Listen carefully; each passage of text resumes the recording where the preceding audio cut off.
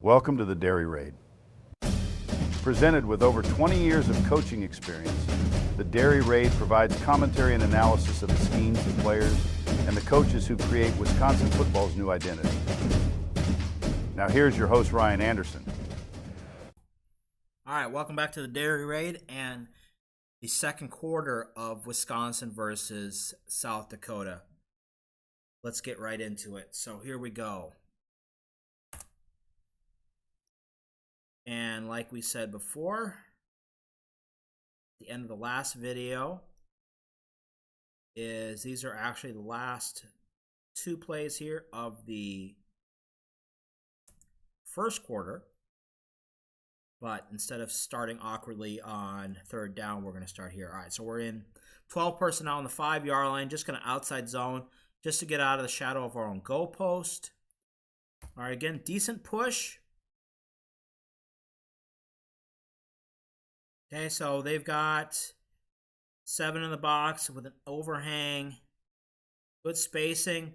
It's a great job by Renfro.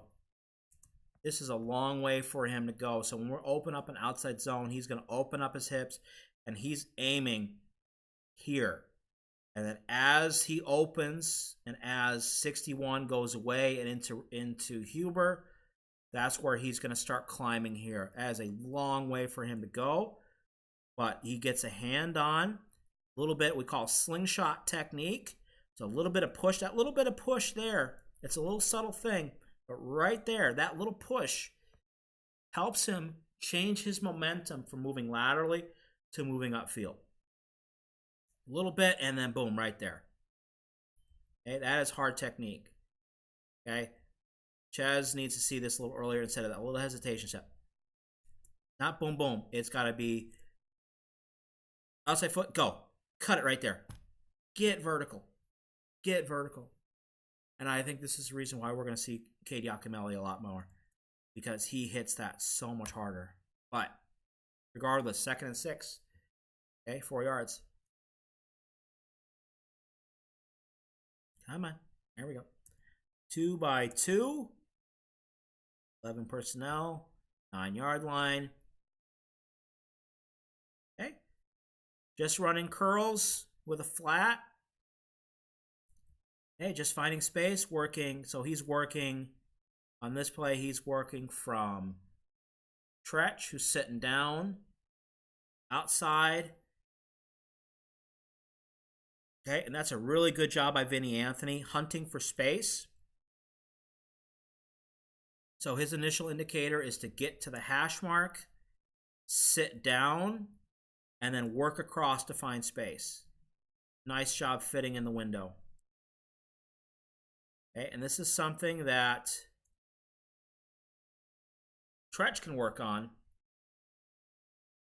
is not just sitting down right in his lap.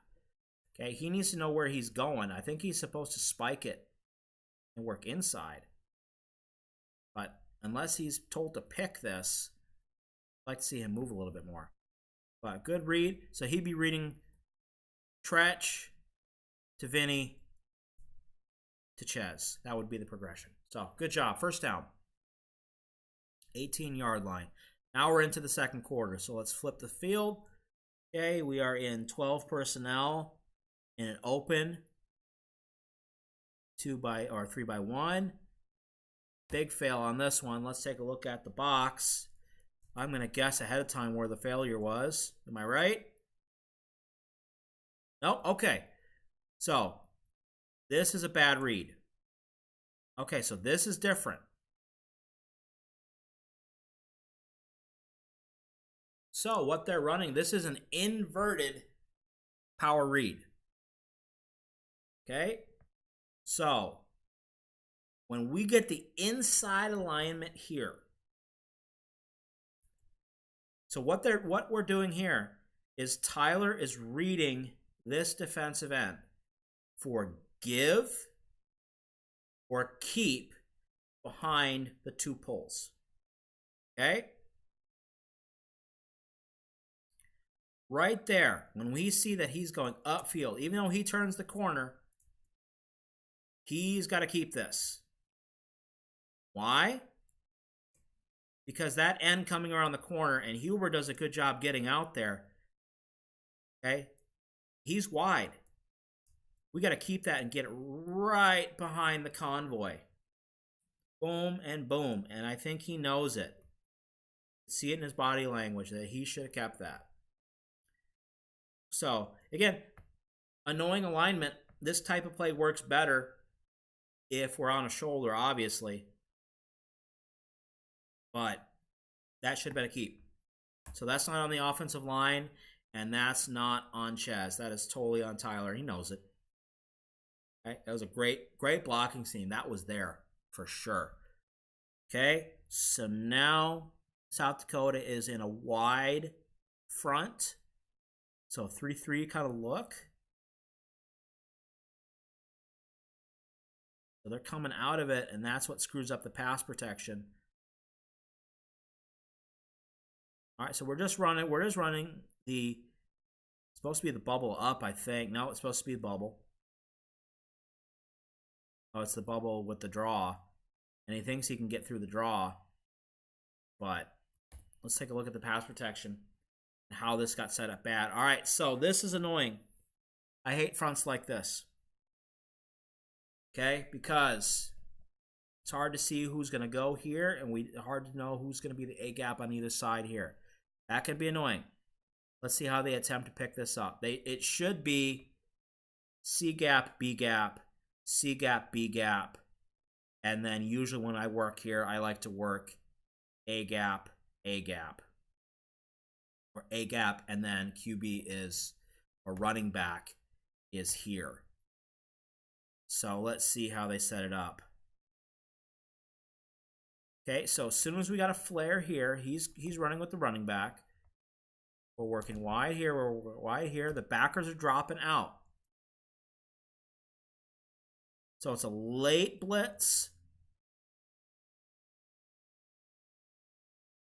Replacement blitz.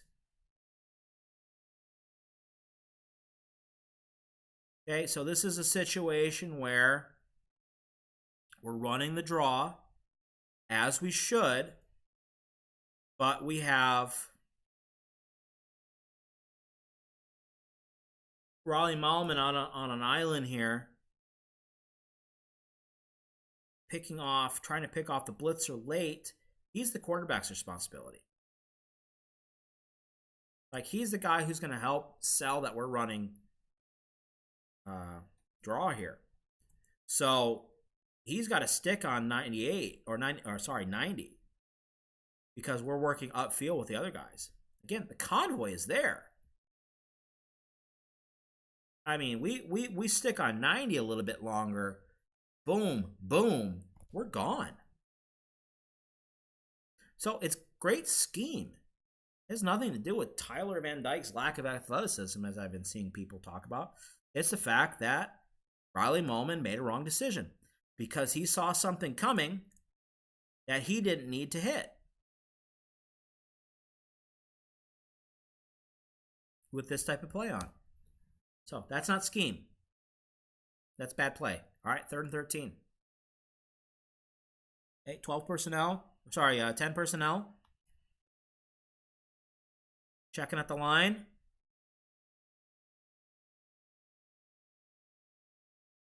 Okay, 3-by-1 to the top of the screen. South Dakota bringing some pressure. Okay, which makes us get through our progression a little bit faster. All right, so we're running curl to the sticks. We should be running a seam on number 2. And then curl, running stick inside. So I'm going to sit down here. We're going to sit down at the sticks. And then we're going to run seam over the top. Okay? And we get caught up on the seam. And again, people are wondering why Tretch isn't playing as much. It is for stuff like this. You can't just run into your defender. So let's see if we can see this a little bit from the end zone angle and see if we can see his route. I don't think we are going to be able to see it. But if not, we'll go back and we'll talk about what he should be doing on this. Okay, pass protection, we're going to full slide to the left. Okay. All right, we can't really see it, so let's go back to the wide angle. Protection was fine. That late blitzer coming, that's on the quarterback and the running back. All right, so what Tretch is trying to do here, he's running a seam. His defender is playing right over the top of him. So what he wants to do is he wants to come out and he wants to attack his outside shoulder. So then as his hips open up, he'll be able to get back inside. And because he's stacked here too much, he's covered.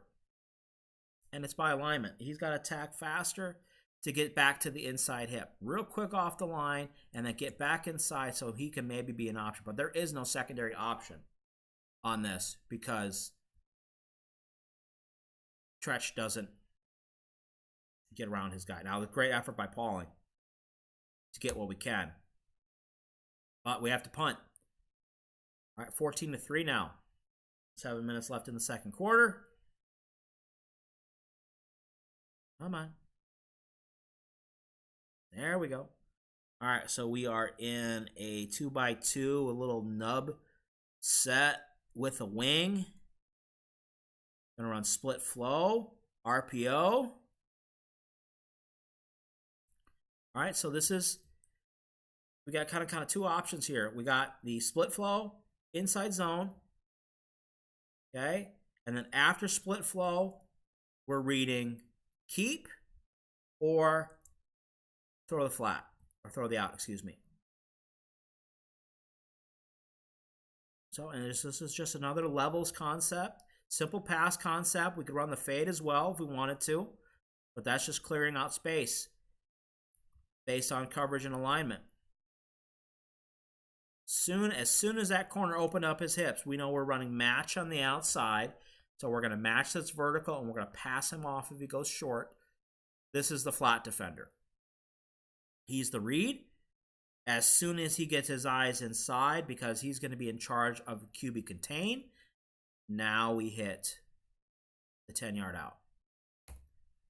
Okay, great design, and why play RPOs are great to make sure defenders can never be right. Okay, because if he sags, then Tyler keeps this. He tucks it right behind Tucker Ashcraft. He picks up 6 or 7 yards. All right, we get a penalty. Great play design. Penalty. Don't you love that? All right, 1st and 15. Okay.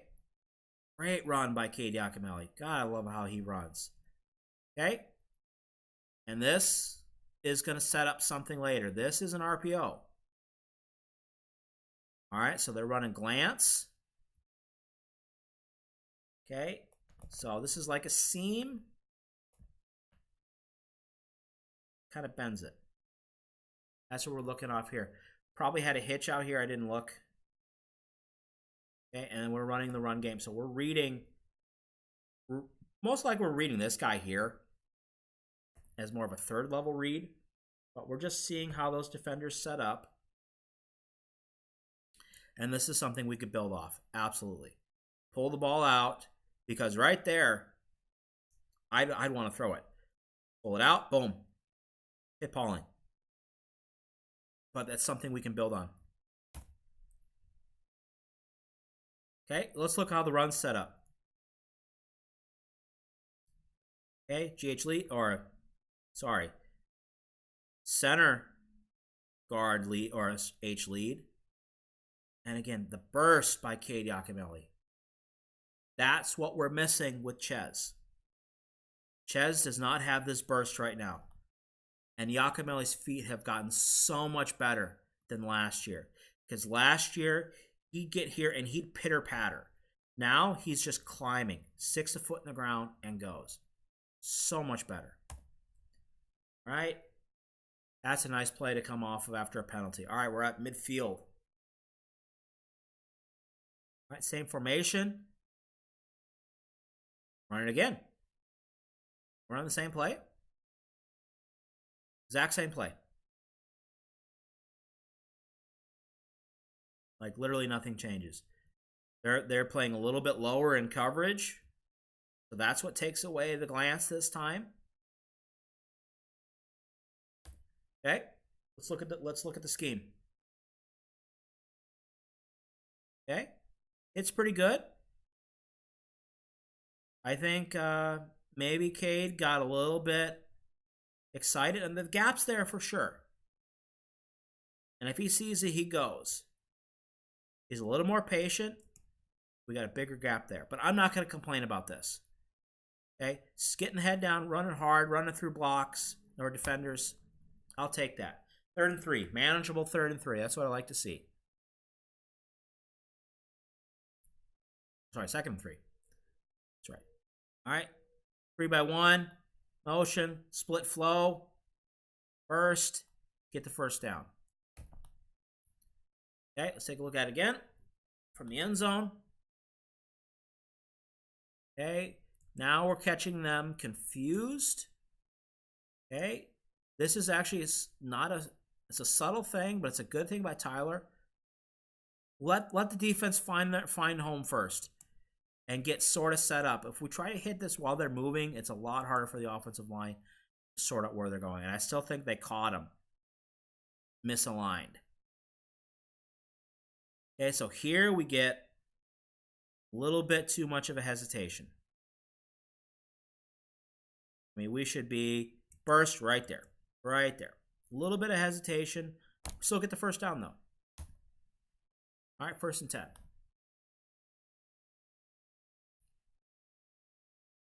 Okay, 2-by-2. Motioning to 3-by-1. Still got the wing. Okay, RPO. Okay, this is post. So this is difference between this and an access throw. So an access throw, we see alignment, we pull the ball, we throw it right away. It's a package. Here, this is a post-snap RPO. So we read keep, and now our eyes get to our secondary read, which our secondary read is the corner. The corner stays off. We're going to flick it out there and let our wide receiver take the punishment instead of our quarterback. Okay. Would have probably resulted in the same amount of gain if he would have kept the ball. But smart to get it out there to your receiver. Let's just take a look at the blocking from the end zone. Okay, outside zone. 90s on skates. Pull it out. Flick of the wrist. Beautiful. Great example of that. And again, another way to show that no matter what you do, if you execute these RPOs right, the defender can never be right. All right, 3-by-1. Okay, communicating on the line. Another funky alignment. Again, Ches hesitates in the gap. Unless he can get that one cut right off the ball, it's causing us problems. All right, so O-line, we're picking up the scheme. Okay, this is, again, these are some interesting alignments that South Dakota is in. Okay. This hesitation right there, boop, boop, boop, boop, boop, is what kills this. You need to make a decision, Ches. Okay? And based on how they're aligning,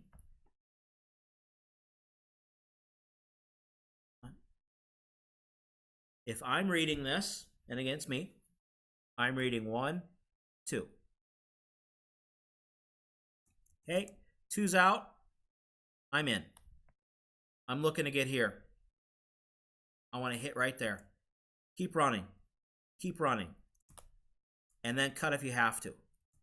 Like, I think he could have just kept running on that angle and either bounced it out behind Nelson, or put his shoulder down outside of Renfro there.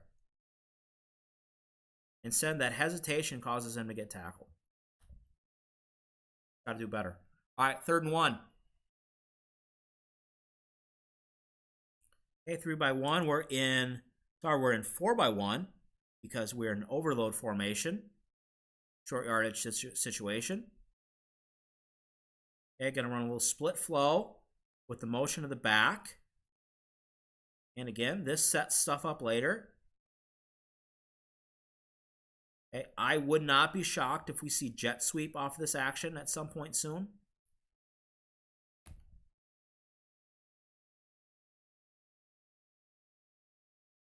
Okay, so we get our motion, get our power. So we're running split flow with the G lead power.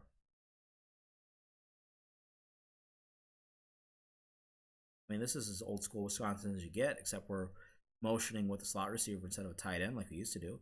All right, this is a better cut by Chez. That's more definitive. Okay? Plant the outside foot, get vertical. Yes, that's what we need to see on the other downs, and great second effort. All right, so 1st down, 26-yard line. All right, 3-by-1. Play action. Okay. And again, if you want another reason why Tretch isn't playing as much, it's right here. So we're running our wheel, our curl, and we're running off with a post. And what Tretch needs to do is he needs to sit down. Get around there, sit. Tyler's looking at him, waiting for him to find a spot, and he doesn't stop. So he has to come down to the check down. Okay? So again, the route progression here, we'll draw it up. Okay? So we've got our wheel and out here. We've got our post. Not going to go that wide, but that's how. Get here, bend it there, edge of the screen. Okay, and then we're going to run our curl. We should be sitting down right there. And our back's going to come across, and he's going to be our outlet. Okay, and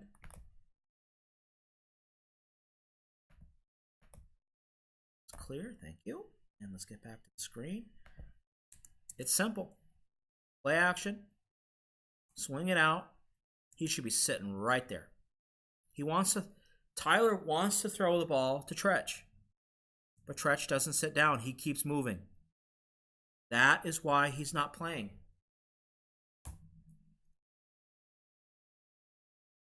Okay. But we get some yards. Still 1st down. Okay. Again, another play off that same action. Okay, so now we're running similar action, but we're just going to do it with the kind of the return motion. Okay, get a little push. Let's see what we get inside. Oh, sorry. Bring it back. There we go. So, motion across, split. Okay, a little bit of hesitation, but there by Cade. Don't pitter patter. Get vertical. Get vertical. Pick it. Make a decision. Make a decision. Get your head right. Bury your face mask in Huber's 60, and you get a better push. Still 4 yards. Okay. Nope. Give me my wide angle, please. You. Okay. So we're supposed to be running this is the pump and go. Pump, go. All right, so they definitely didn't want this to get spiked like it did last week. Okay, so we ran this and we got him up this going up. So they made sure that Tretch isn't going. Okay. We need to run a better route by Tucker Ashcraft. Just too slow. Okay, so coming downhill is the right answer to this. And when you have a back with some burst, that's why check downs are good. Okay, routes up top aren't open. Let's have a chance for a completion anyways and some yards. 1 yard is better than nothing. 10 yards is better than both. All right. 2nd and 6.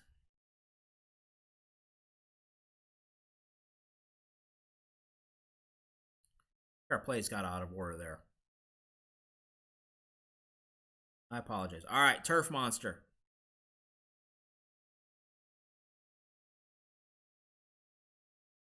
I think they need to remove some of the rubber on this field because, again, people are talking about how Tyler runs, but Ches fell down with the same action. All right, so let's take a look at this from the end zone and see if we could have set this up better. All right, so that's keep all the way. And again, he wants to throw first. That's his first look. Not there, tuck. He's just running to a little bit too laterally. And gets gobbled up by Turf Monster. Okay, 3rd and 8. Okay, and I believe this is going to be our last play of the quarter. All right, so we are in 11 personnel. Okay, so again, we're going to motion across.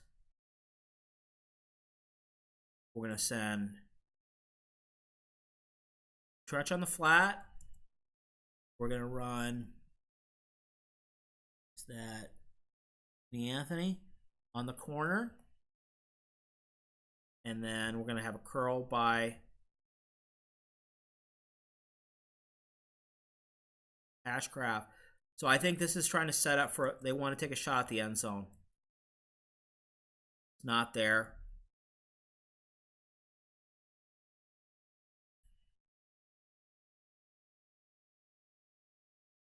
And I would agree, the corner's capped. I don't like the collision by Ashcraft right there.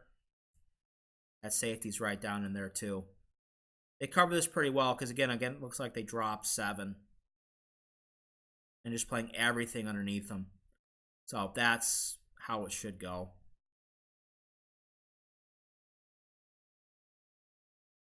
It's actually not bad by CJ down here to recognize that the ball's been thrown and getting back and trying to make a block. All right, so we pick up something. All right, so that gets us to 4th and 2. And we kick the field goal. 11 seconds left. So let's talk about this real quick before we move on. Heard a lot of people complaining why they didn't go for it instead of kicking the field goal. For me, simple thing is this drive has to end with points. If it doesn't, that's going to be an absolute momentum destroyer going into halftime, especially when we should be beating this team by worse. So I agree with the decision to kick the field goal here. Okay. Let Vakos get a chance to get a kick in. Maybe get a little confidence because he missed a chip shot last week. Okay. A little bit longer kick this time, but or shorter kick, excuse me. But it's what we need. Okay. This is not a failure. You need every drive needs to end with a kick. Is what I go by. All right. So that gets us into halftime. 17-3 against South Dakota. Should it have been more? Absolutely. But again, what we can see is, unfortunately, our guys picked the absolute wrong time to make mental errors. And I think we saw in this first half why maybe certain players aren't playing as much as we think they should, because we see what they do flashy. We see what Tretch does, but we don't see things that he does wrong. And I hope we've been able to indicate this here a little bit, so then we can pay attention to it as we go forward into the third quarter. All right, so tomorrow we'll have the third quarter of Wisconsin versus South Dakota. And where, again, we came out slow in the second half. So we'll learn how and why we came out slow. But that will be tomorrow. Thank you for watching, and we will see you next time.